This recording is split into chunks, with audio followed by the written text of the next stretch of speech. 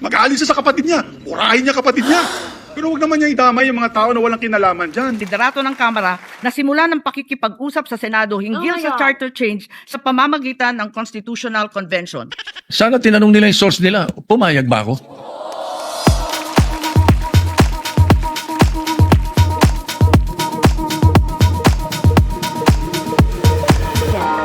Hello, Architect Boy Marcilia. Magandang araw sa inyong lahat. Sana nasa maayos kayong kalagayan sa mga oras na ito.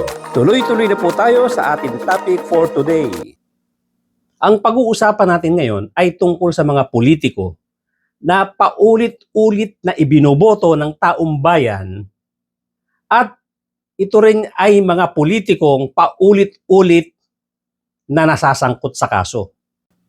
Kasama na rin dito yung ginawang speech nitong si Amy Marcos sa plenary na walang kabuluhan.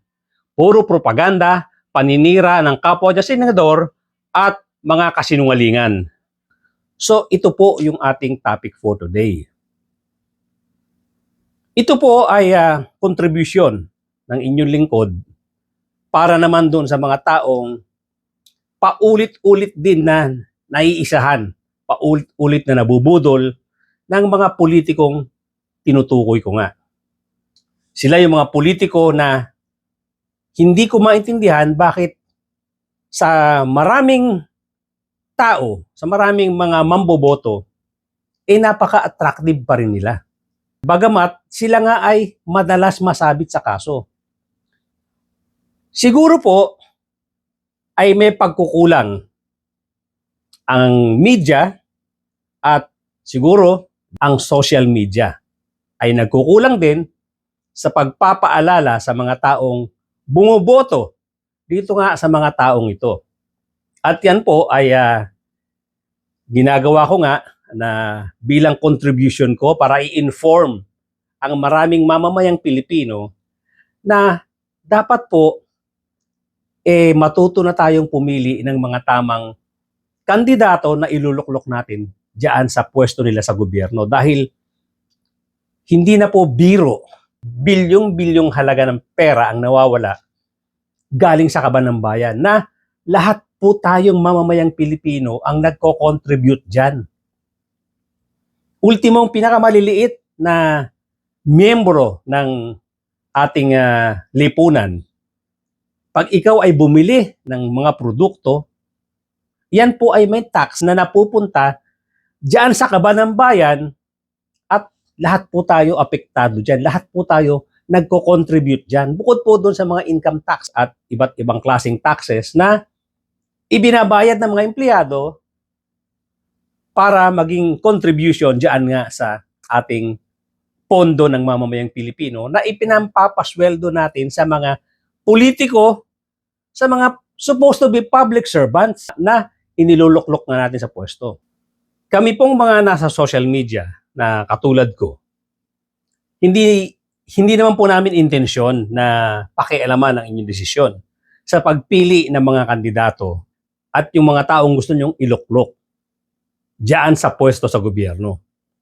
Ang amin po, kaya natin ginagawa ito dahil ang paniniwala ko, maraming mga tao ang kulang sa information. Hindi po natin hinahamak yung kanilang knowledge, yung kanilang kaalaman, pero ang alam natin, marami po sa ating mga kababayan ang hindi masyadong nakikinig sa balita. Marami sa ating mga kababayan, lalo na doon sa medyo malalayong lugar ng mga probinsya, ay hindi napagtutuunan ng pansin ang mga balita tungkol dito sa mga politicians, tungkol sa mga public servants na ibinoboto natin na nasasangkot sa kaso. Kulang po tayo sa information. Kaya yun po ang gusto nating gawing tulong sa ating mga kapwa Pilipino na hopefully yung ginagawa nating diskusyon, maibalita natin sa inyo yung mga totoong nangyayari dito sa ating mga public servants tungkol sa ating mga politiko na nandiyan nga sa gobyerno. Katulad nga nitong sila Jingo Estrada, sila Bong Revilla, itong sila Chis Escudero, itong sila Joel Villanueva at may mga iba't ibang pangalan pa dyan. Na tuwing merong eleksyon, malamang-lamang itong mga pangalang ito ay mananalo uli. Ano po ba ang dahilan yan? Yun po ang sinasabi natin dahil marami sa ating mga kapwa Pilipino ang kulang sa impormasyon. Yun po ang nakikita kong dahilan. Malaki ang paghanga nila dahil sa kilala sila, pero mababago ang lahat ng yan kung ang ating mga mamboboto, ang ating mga kapwa Pilipino na bumoboto ay magkakaroon ng sapat na information, sapat na kaalaman tungkol sa mga taong ito. Nakakainis na po na itong mga taong ito ilang beses nang nagkakaso, hindi bibirong mga kaso. Ang lalaking kaso po ang mga kinasasangkutan nito. Gaya nitong si Jingo Estrada. Pangatlong plunder case na po ito. Kasasabi ko nga lang po, ang plunder case, 50 million pesos pataas ang involvement niya sa kaso na yan. Ganon din po ito sila Chis Escudero. Noong mga nakaraan, hindi masyadong pagtutuunan ng pansin yung mga kaso nila. Pero this time around, mukhang eto na naman yung plunder case na papasok dito kay Chis Escudero. At ito rin si Joel Villanueva. Kaya nga po, sinatsaga natin ito eh. Gusto natin imulat ang mata ng mga kapwa Pilipino natin tungkol sa mga politicians na to. Mga artista na hindi po natin hinahamak ang kanilang kaalaman. Ang problema po, katulad nitong si Robin Padilla, artista nga siya, maraming bumoto sa kanya, number one, nag-number one yan doon sa senatorial election. Uulitin ko, yung katulad ni Robin Padilla, kung siya po ay mag-aaral, kung siya po ay magpa-participate ng maayos sa Senado, wala po sanang problema eh. Ang naging problema naman kay Robin Padilla, masyadong ibinuhos ang loyalty niya, hindi sa gobyerno, hindi sa konstitusyon, hindi sa Pilipinas, kundi kay Digong Duterte. At siya mismo ang nagsasabi niyan. So yan po ang problema natin sa mga ganitong klaseng tao. Yung korupsyon at yung dedikasyon.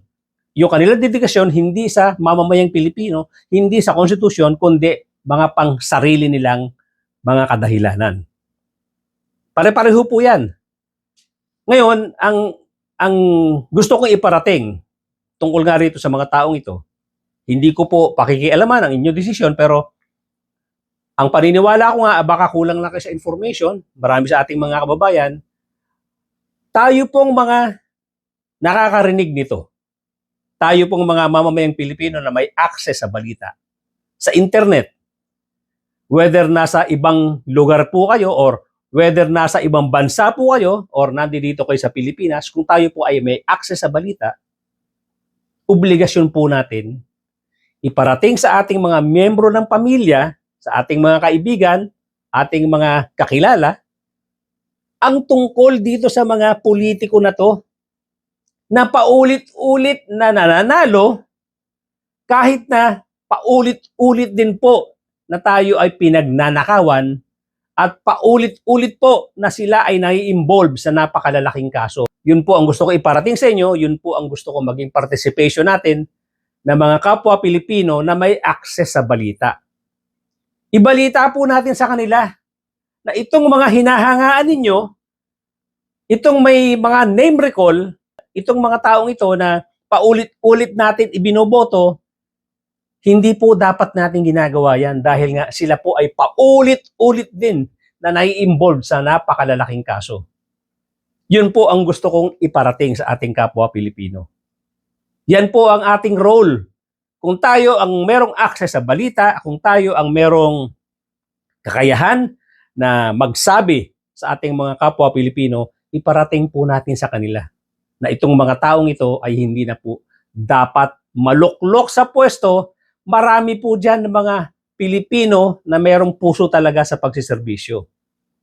Yun po ang pag-aralan natin, yun po ang piliin natin, at wag na itong mga ito na puro pagnanakaw po ang kanilang kaso. Bakit po na paulit-ulit din natin ibinoboto itong mga ito? Matuto na po tayo, kapwa ko Pilipino. kapwa ko mamamayang Pilipino, matuto na po tayo. Sa susunod na eleksyon po, ang mga pangalang Cayetano, Chisi Escudero, Jingo Estrada, Bong Revilla, at mga iba pa. Pati na itong si Padilla na napaka-dedicated kay Digong Duterte. At katulad na rin po nitong Pia Cayetano na suportado ang kanyang kapatid na nai-involve sa mga kaso. Ganoon na rin po itong si Amy Marcos. Nakakaibang ugali. Pati kapatid niya, dahil lang sa kanyang personal ambition sa politika, nilalaglag niya. Hindi po natin sinasabi na napakalinis itong si PBBM. Ang sinasabi natin, itong si Amy Marcos, masyadong lunod na lunod sa kanyang ambisyon, sa kanyang pagsuporta kay Digong Duterte, sa kanyang pagsuporta kay Sara Duterte. Nilalaglag niya ang kapatid niya, binabastos niya ang kapatid niya. Alam niyo po, di ba, ugali ng mga Pilipino, pag meron tayong problema sa loob ng pamilya, tinatago po natin sa loob ng pamilya yan. Pinag-uusapan yan ng mga miyembro ng pamilya, sinusort out natin, inaayos natin. Itong si Amy Marcos, kakaiba ito. Dahil sa ambisyon sa politika, sobra niyang winawalang hiya ang kapatid niya. Tinatawag niyang adik, tinatawag niya ng kung ano-anong pangalan. Pati yung mga involvement sa korupsyon na wala naman siyang hawak na ebidensya. Masiraan niya lang. Yan po ang masama sa politika. Ngayon, kung meron ka ebidensya, Amy Marcos, dapat inilabas mo na noong pa yan. Kung meron ka ebidensya laban kay Sandro Marcos, kung meron ka ebidensya laban kay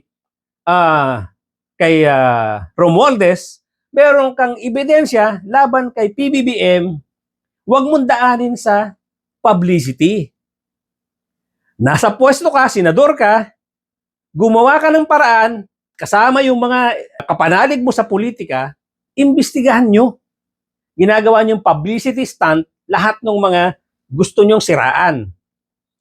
Kaya ako sinasabing paninira yan kasi nga hindi ka naman naglalabas ng ebidensya. Ang pinaka-latest, itong mga kasamahan mo sa Senado, siniraan mo. Nag-privilege speech ka, ang mga pinagsasabi mo, may video presentation ka pa, na siyempre, ginastusan niya ng opisina mo, ginastusan niya ng mamamayang Pilipino. Pero ano ang laman? Ang laman niyan ay propaganda. Opo mga kababayan, gumawa siya ng presentation, ang laman paninira sa ibang mga senador na walang basihan. Chismis. Yung nilabas mong video, yung nilabas mong speech, hindi mo kayang ipaglaban dahil wala kang ang hawak na ebidensya. Yun po ang masaklap, mga kapatid, mga kababayan. Nagagamit ng mga taong ito ang Senado para sa sarili nilang kapakanan. Sarili nilang diskarte para umangat ang pangalan nila para siraan yung mga kalaban nila. Hindi po maganda yan. Gastos po ng mamamayang Pilipino yan ginagawa nila. Tayo po ang nagpopondo dyan. Yung staff na gumawa ng presentation, yung oras na ginugugol nila dyan, yung pagsasalita ni Amy Marcos dyan sa plenary, ginagastusan po natin yan mga kapatid, mga kababayan. Ang problema, walang katotohanan, chismis, propaganda. I will present before this chamber a short video containing documentation, footage, and statements directly connected to the ongoing efforts. May we now direct the technical team to play the video presentation. Bakit nagpalit ng liderato sa Senado? May I be allowed to humbly move to declare all seats vacant, Mr. President? The positions, in all the positions in the Senate is hereby declared vacant. Bakit ito nilusot? Bakit patuloy ang pananakot? Talagang garabalan, obvious na obvious, isa-isa ang majority. Bakit may panggigipit? Pinakakasuhan ng Ombudsman si Senator Rodante Marcoleta ng plunder at indirect bribery. Bakit may pambabaluktot ng kwento? Nililito nila ang publiko. Ang kainan ay naganap alas 4 ng hapon. Ang barilan alas... Bakit may demolition job? Bakit may pait? Bakit hindi matanggap? Napakaraming bakit. At narito ang mga sagot. Hindi nagpalit ng liderato para sa impeach, nananawagan pa ng partial kuno at pagiging patas. Pero sa publiko, may mga pahayag na hindi makakatakas. Narito ang pagsisiwala. Noong April 22 sa Soler, nagkita si Tito Soto at House Speaker D para pag-usapan kung ano ang papakialaman sa 1987 Constitution habang nakaupo si Bongbong Marcos. Kasama ni House Speaker D ay si South Cotabato Congressman Ferdinand Hernandez. Kasama ni Soto ay ang dating Senate Secretary na si Mark Mendoza. Konas ang gusto nilang mode ng charter change. Something big brewing inside the government to claims of a possible no-election scenario. Ang pag-aamyenda ng konstitusyon sa pamamagitan ng Constituent Assembly. At para makakuha ng suporta sa Senado at sa Kongreso, ito dapat ang mga nilalaman. Dapat ma-extend ang termino ng mga senador at congressmen na mawawala na sa pwesto by 2028. Ang eleksyon sa bawat senador ay magiging by region. Nagdiskusyon sila kung 2 o 3 senador per region. Kinompute nila kung mayroong 18 regions, nasa 36 o 54 ang magiging senador. Lumutang din ang usapang para hindi makaporma si Inday Sara sa 2028, gawing 50 years old ang edad ng pwedeng tumakbo. Pero nagpanukala rin si Soto na pwedeng gawing 35 years old para kay Vico Soto. Dahil ipagmamayabang niyang kayang talunin ito si Inday Sara. Impormasyong ito ay mula mismo sa kasama sa meeting. Kasama din nila ay isang congressman, isang gobernador, isang retired military officer, isang dating may mataas na katungkulan, at 5 mula sa private at business sector. Kaya ba binaliwala ang panawagan ng taong bayan? Kaya ba binaliwala ang paalala ng Iglesia ni Cristo? Hindi po nagbabago ang bilin ng Iglesia ni Cristo. Kaya ba nagtatapang-tapangan ang mga umaastang bida sa ginagawa nilang tunay na drama? Kaya ba nila sinasabing hindi sila natatakot sa eleksyon ay dahil alam nilang walang eleksyon na magaganap? Hindi po kami natatakot sa susunod na eleksyon. At ang boto sa impeachment ay refleksyon ng boto sa pagsira sa 1987 Constitution para maghari-harian at para sa pansariling kapakinabangan, makapwesto ng matagal o mailuklok ang kamag-anak. Humanda kayo sa galit ng bayan. Bumabahana ng ebidensya laban kina Bongbong Marcos, Liza Marcos, Sandro Marcos at Marvin Romualdez. Kailangan ng may bayag sa Blue Ribbon Committee. Ipinangako na sa mga korap na mambabatas ang perang malilikom sa 2027. 2028 national budget. Dapat pigilan. 2028. Alam natin, that's the election budget. And it was assured to the congressman, this will also be the con-ash budget. Nagiging lahat sila kasama ng pinakamalaking troll farms at ilang bahagi ng mainstream media ay pinagagana ng 2 bagay. Pera galing sa korupsyon, galit sa mga Duterte. Mahalaga ang liderato ng Senado para sa mga korap at nakasandal sa mga buwaya ng kapangyarihan. Ngunit mas mahalaga ito sa mga naninindigan na ang Senado ay bantayog ng konstitusyon na hindi dapat tinatakot, sinusuhulan at iniipit upang maging tau-tauhan. Maaaring hati ngayon ang Senado. Maaaring kanya-kanyang bersyon ng kwento. Wala nang pakialam kung ano ang totoo. Isa itong indikasyon na gumagana ang demokrasya. Kailangan lang maalala ng bawat senador na kahit sila ay may kapangyarihan, hindi dapat nila malimutan magpakatao. Ang inuuna ay politika, impeachment at kung ano-anong propaganda para mabalik ang kontrol sa Senado ng mga nangako na maisakatuparan ang pagpapahaba ng panahon sa kapangyarihan. Kung magde-deny yung mga nandoon sa meeting na yon at pabubulaanan yung aking sinabi, then sasabihin ko kung sino ang nagsiwalat sa amin. Kasi magugulantang ang buong bansa pag siniwalat ko kung sino yung nagsabi sa amin. Impeachment, no elections, term extension. Ito ang inaatupag ng ilang mambabatas na nagiging mambubutas ng sikmura ng taong bayan. Pinaalala ako ng mga katagang nakasulat sa kanyang himlayan, Pilipino. At bilang Pilipino, bilang isang lingkod bayan, bilang isang kaisa-isang anak ni Ferdinand Marcos na may lakas ng loob na tumindig para sa ating bansa, dapat protektahan natin ang saligang batas ng Pilipinas. Nung nakaraang buwan, formal din hinikayat ni Congressman Puno at ng NUP ang liderato ng Kamara na simulan ng pakikipag-usap sa Senado hinggil sa charter change sa pamamagitan ng Constitutional Convention.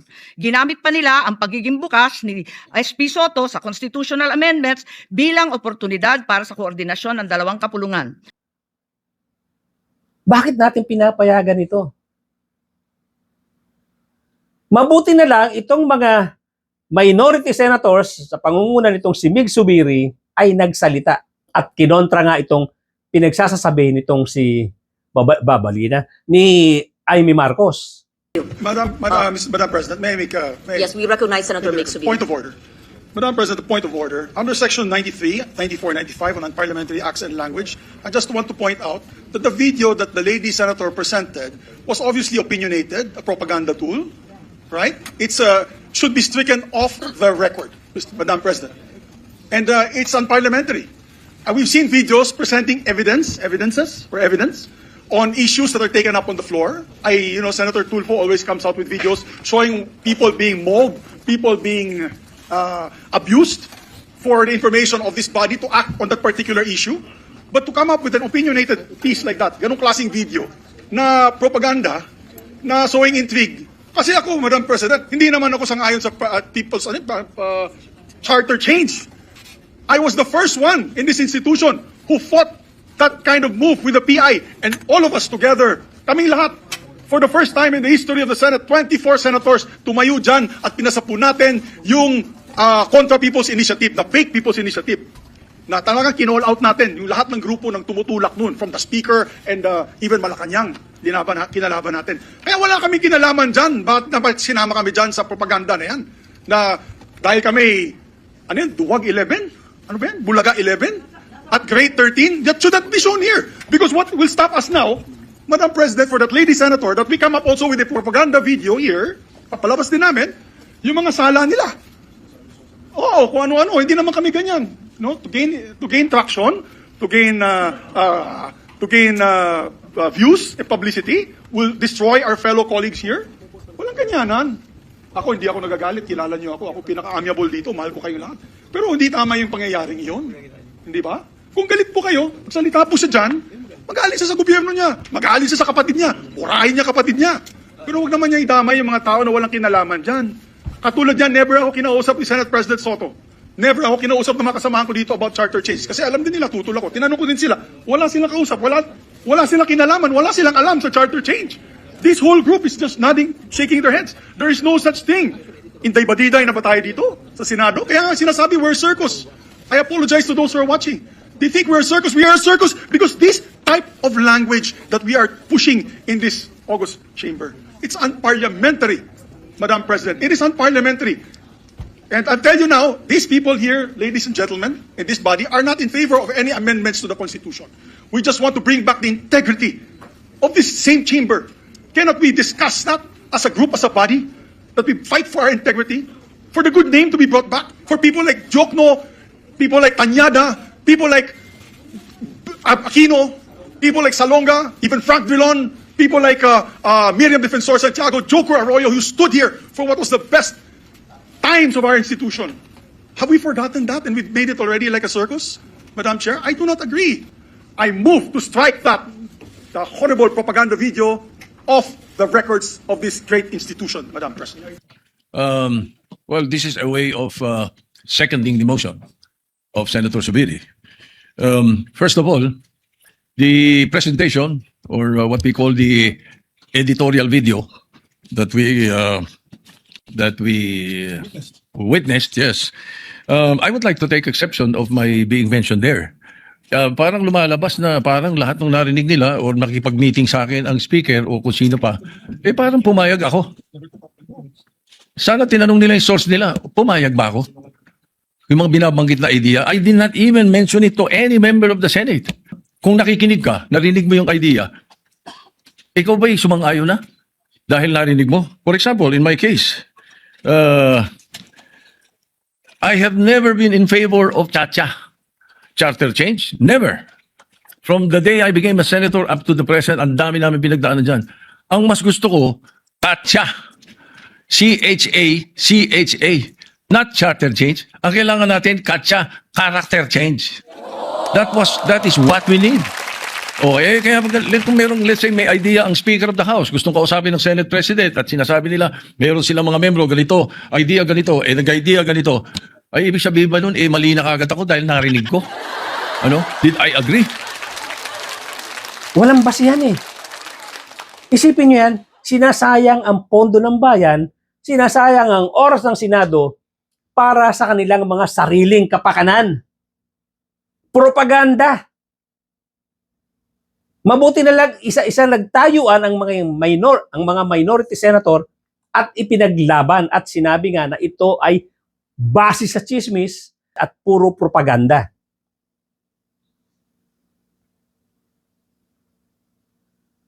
Hindi po natin dapat pinababayaan to. Hindi po dapat tayo tumatahimik tungkol dito. Argabyado ang mamamayang Pilipino sa mga ginagawa ng mga politiko na to, mga senador na to particularly, ginagastusan po natin. Pero ang ginagawa nila, propaganda para sa sarili nila at propaganda para suportahan si Sara Duterte, para suportahan si Digong Duterte. At yung kanilang mga future political plans. Yan po ang kanilang mga agenda sa paglalabas ng mga ganitong klaseng propaganda, sa mga ganitong klaseng paninira na hopefully, they were hoping na babango, gaganda ang kanilang mga pangalan sa mata ng publiko. Huwag po natin payagan ito. Huwag na po natin iboto ang mga ganitong klaseng tao. Wala po tayong pakinabang dyan. Ginagastusan po natin sila. Pero wala silang pinapakitang malasakit sa mamamayang Pilipino. Puro malasakit kay Digong Duterte at malasakit sa mga sarili nila. Hanggang dito lang po muna mga kapatid, mga kababayan. Thank you so much for joining me today. At doon po sa mga bago lang sa aking channel, kindly subscribe, kindly hit the notification bell, pati na rin po yung like button. Yung inyo pong mga subscription sa mga bago lang dito sa aking channel, kindly subscribe po. Importante po yan sa aming mga content creator. At magkomento po tayo. Pilitin natin masagot ang inyong mga komento. At of course, pakishare na rin po para maraming makaalam. Again, uulitin ko, importante po na makarating sa ating mga kababayan na itong mga ganitong klaseng mga politiko ay hindi na po natin dapat iloklok sa pwesto. Pinagnanakawan na po tayo. Paulit-ulit na po. Hindi po natin deserve ito. Hindi po makakaahon sa hirap ng buhay ang mga Pilipino kung paulit-ulit natin iboboto ang mga taong walang konsensya, walang ginawa kundi payamanin ang mga sarili nila. At ngayon pa, iniidolo nila itong mga Duterte na nagpayaman din sa mahabang panahon na nakaupo sila sa gobyerno. Thank you so much once again, ladies and gentlemen, at mga kapatid, mga kababayan. Magkita-kita po tayong muli.